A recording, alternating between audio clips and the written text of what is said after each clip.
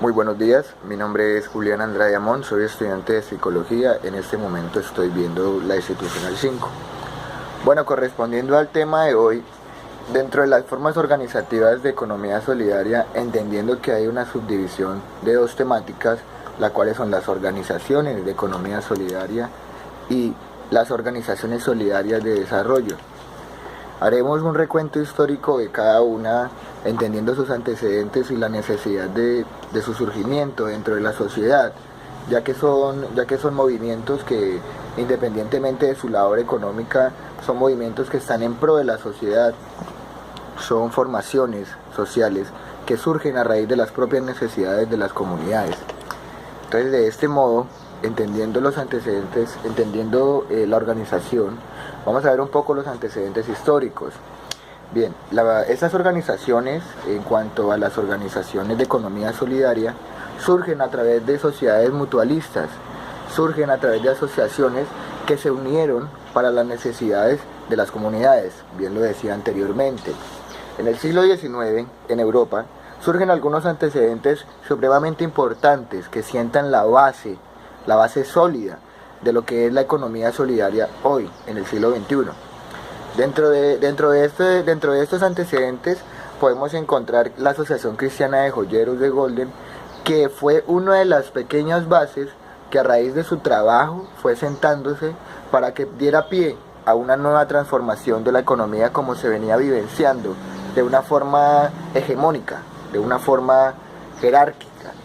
Ahora bien, luego, en Inglaterra, surge una agrupación de artesanos, de tejedores, que a raíz de la explotación laboral y la miseria que se estaba viendo por su trabajo, deciden agruparse y formar su propio movimiento cooperativo, o sea, se podría denominar así como un movimiento cooperativo, pero en la historia se conoce más como un almacén cooperativo donde se reunían 28 personas para poder allí comerciar sus productos y brindar un servicio al público diferente, un servicio al público mucho más asequible. De este modo se sienta una de las bases primordiales, viendo aquí que era la clase obrera, la clase trabajadora, quien en sus mismas necesidades se manifestaba para llegar a manejar sus ventas, sus productos de una forma económica solidaria donde se pudiera ayudar con sus iguales. Si bien en Colombia ya en el siglo XX, en la época del general Rafael Uribe Uribe, quien fue uno de los principales que trajo el socialismo democrático a Colombia, entendiendo que el socialismo busca la equidad social y busca la transformación de las comunidades que participan en el cambio del país. Allí se sientan unas bases supremamente importantes para hacer que la transformación y el cambio se evolucione. ¿Por qué? Porque entendiendo que las comunidades parten desde un punto de vista social, cultural, también parten desde un punto de vista monetario, un punto de vista económico, porque para la transformación también se necesita el mejoramiento de la calidad de vida, y la calidad de vida se mejora desde un punto de vista social, cultural, político y económico. ¿Y qué estaba pasando en ese momento en Colombia? Había una hegemonía económica que estaba debilitando y estaba empobreciendo, y todavía lo continúa haciendo, a los pobres.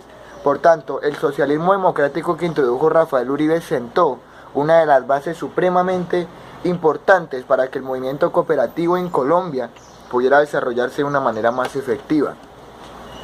Además, el padre José María Campoamor, también dentro de su labor social y de su labor de la organización comunitaria y su labor de la clase obrera, el fortalecimiento de las clases obreras, entendiendo que los obreros eran asalariados, que eran parte de la clase baja, que entendiendo que era de la clase explotada, él decide introducir allí este elemento cooperativista dentro de la economía solidaria que se vivenciaba en Colombia en el siglo XX como una de las bases principales para que la clase obrera también pudiera fortalecerse desde sus bases y allí poder empezar una transformación social mucho más efectiva, mucho más grande, mucho más amplia en cuanto a su alcance social y sus necesidades de cambio, tanto en las pequeñas como en las grandes comunidades. Ya de ahí para allá, sentándose en las bases de la economía solidaria en Colombia, empiezan a haber una serie de transformaciones porque la misma necesidad de la legislación para que se pueda sentar una base importante necesitaba una regulación estatal, una regulación en las leyes. Y allí se viene cambiando, se viene surgiendo nuevas leyes que regulaba la economía solidaria en este momento, hasta la vigencia de la ley 454 de 1998, que ya es una ley que sienta las bases definitivas del cooperativismo en Colombia. Bien, seguidamente dentro de las organizaciones de la economía solidaria podemos encontrar dos clases. Podemos encontrar las asociaciones mutuales y podremos encontrar también los fondos de empleados. En este caso tomaremos los fondos de empleados para hablar un poco acerca de esto. Bien. Los fondos de empleados, si bien lo decía, son organizaciones del sector solidario, del sector de la economía solidaria. Son organizaciones que funcionan sin ánimo de lucro, empezando todas las organizaciones del sector solidario funcionan sin ánimo de lucro. Bien, este tipo de organizaciones están conformadas principalmente o generalmente por trabajadores dependientes, por trabajadores que se encuentran subordinados a una empresa, a un lugar donde están trabajando. Y este tipo de organizaciones se da con mínimo 10 personas naturales que estén regulados bajo los mismos organismos de control en la economía solidaria. Dentro de esos fondos de empleados es muy importante tener una constitución de los estatutos definida para a partir de ahí poder desarrollar un organigrama y poder desarrollar una organización dentro de los fondos de empleados mucho más efectiva para garantizar su duración, entendiendo que los fondos de empleados cuando se crean bajo un tiempo de trabajo indefinido, no tienen una fecha límite o no tienen un tiempo de duración en su trabajo, no, se hacen desde un punto de vista desde un punto de tiempo indefinido. Si bien la asociación y el retiro para estos fondos por parte de los empleados son completamente voluntarios. Bien, entonces, entendiendo aquí lo que acabé de decir anteriormente de los estatutos, la organización se tiene que convocar una asamblea general para constituir los fondos de empleados. Se tiene que nombrar un presidente y un secretario de la asamblea.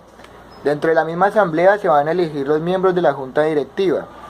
A partir de allí se elige un representante legal, se eligen los comités de control social y se elige un revisor fiscal, quien va a ser el encargado de llevar un proceso de veeduría y trabajo para que estos procesos de los fondos de empleados se hagan con transparencia y con legalidad. A partir de allí, entonces, habían unos estatutos de base y se conforman y se legalizan y se aprueban ya los estatutos como una organización, entendiendo la Asamblea General dentro de la constitución de los fondos. Entonces, volviendo a revisar de este punto, la Asamblea General se escoge y se trabaja dentro de la Junta Directiva, donde se realiza entonces el Comité de Control Social y el Revisor Fiscal.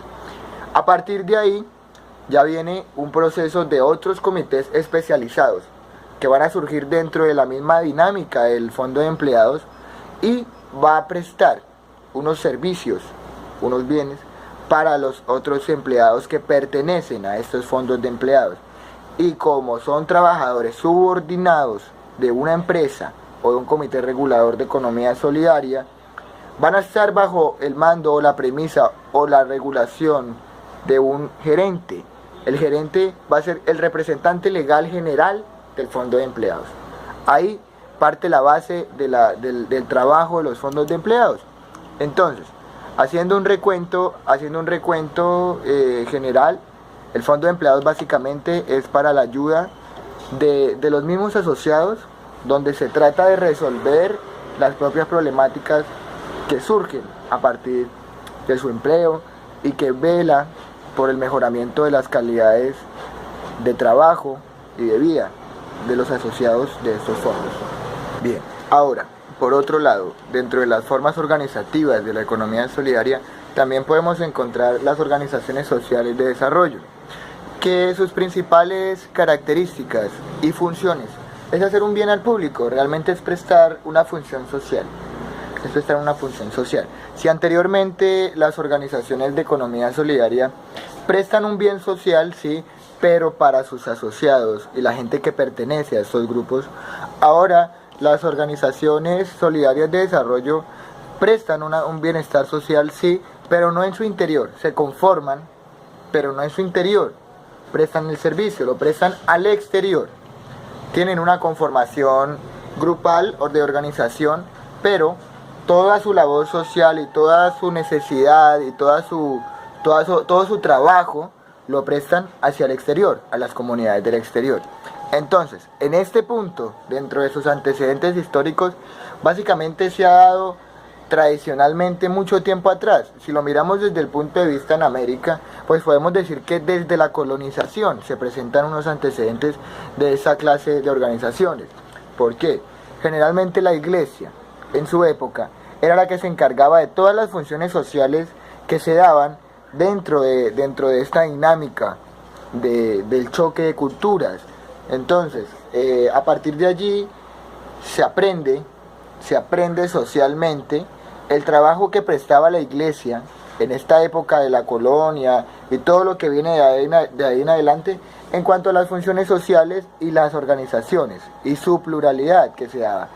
Ahí, empezando un poco más a entender los conceptos de la caridad, de la beneficencia que prestaba la iglesia, pues estos conceptos empiezan a tomar una transformación mucho más social, más política, desligándose un poco de la realidad de la religión. Y es así como en Colombia, con el mandato del presidente Alfonso López Pumarejo, se crea el Instituto Colombiano de Seguridad Social. Y más adelante, con Alberto Lleras Camargo, se conforman las Juntas de Acción Comunal, que en este momento son uno de las grandes organizaciones que se ha extendido por Colombia. Todas las comunidades minoritarias empiezan a conformarse desde una JAC, desde una Junta de Acción Comunal. Desde aquí empieza a darse una pluralización de lo que es la organización y la transformación en cuanto a sus necesidades. Entonces, digamos que esta herramienta que nos brindaron ha sido muy grande, muy importante para lo que es el uso de las organizaciones solidarias de desarrollo. Ahora bien, habiendo hablado un poco de los antecedentes históricos, existen tipos de organizaciones de organizaciones solidarias de desarrollo. Están las fundaciones, las corporaciones, las asociaciones y los organismos de acción comunal, y están los grupos de voluntariado. En ese punto nos centraremos a hablar un poco de lo que son los organismos de acción comunal. De acuerdo con el artículo 6 de la Ley 743 del 2002, los organismos de acción comunal son una expresión social organizada y autónoma que busca la solidaridad dentro de la sociedad civil. ¿Cómo vendría funcionando esto?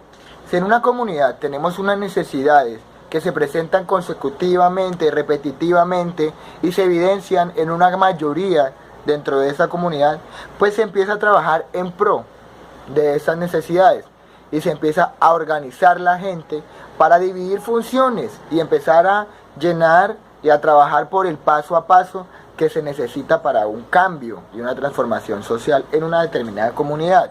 Es así como la Junta de Acción Comunal, bien lo dice su nombre, la acción comunal, acción conjunta de un grupo que busca su beneficio y su cambio en la transformación de las necesidades y de su propia realidad. Entonces, en este punto se crea una democracia participativa en las comunidades debido a las organizaciones, a los organismos de la acción comunal. Hay una democracia, ya que todos participan en diferentes formas, pero todos participan en pro de esta labor. Ahora bien, las juntas de acción comunal se han manejado en 4 grados. Hay un grado inicial que se puede catalogar como la Junta de Acción Comunal, que bien lo decía, es la acción comunal, la acción conjunta, y también las juntas de vivienda comunitaria. Juntas de vivienda comunitaria son las juntas que nacen a partir de las necesidades de vivienda o de transformación de su hogar, de su lugar de hábitat. Entonces así es como la gente se empieza a organizar en una serie de necesidades importantísimas para su mejoramiento de la calidad de vida. Ahora, en un segundo grado, se da la asociación de juntas de acción comunal. Pues es básicamente el resultado, la suma de otras juntas de acción comunal sectorizadas que se han dado y que se han decidido unir. Entonces, si en la comuna, no sé, perdón, en la comuna 3, 4, 5, la comuna que sea, se manejan sectorizadamente diferentes juntas de acción comunal, pues se crea una asociación que se conforman para unir los esfuerzos y trabajar mucho más efectivamente en lo que se necesita. En un tercer grado se da la Federación de Acción Comunal, como en el caso anterior, también es la suma de las asociaciones de las juntas de acción comunal. Y en un cuarto grado, pues se da la Confederación Nacional de Juntas de Acción Comunal, que es el resultado de la suma de la Federación de Acción Comunal. Entonces es un organismo que va desde lo micro hasta lo macro y que siempre propende al cambio y la transformación de las necesidades que se presentan allí, porque es una forma organizativa, democrática, participativa desde los puntos de vista sociales. Y allí se fortalece también la economía solidaria, desde un punto que se empieza a organizar como una de las necesidades.